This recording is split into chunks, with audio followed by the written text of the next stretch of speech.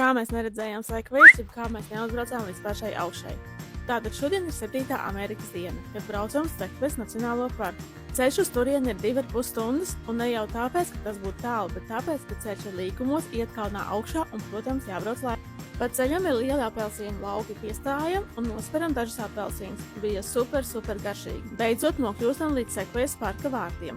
Parādām savu Amerikas a Beautiful karti un tik braucam tālāk. Bet mīlīši, tas ir serpentīna ceļš, līkumos un tik kalnā augšā un augšā.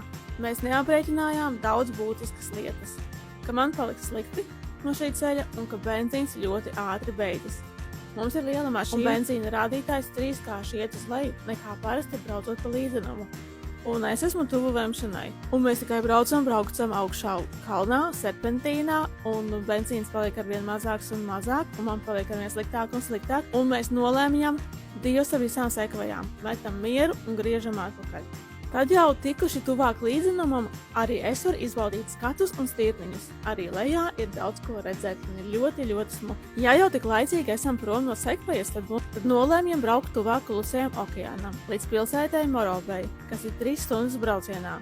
Morobei aizējam uz piekrasti pavērot saulrietu, aizējam uz groziņu bājas vakariņas un tad jau gulēt. Pieseko man, saglabā video un nākamos Amerikas piedzīvojumus skaties jau pavisam drīz.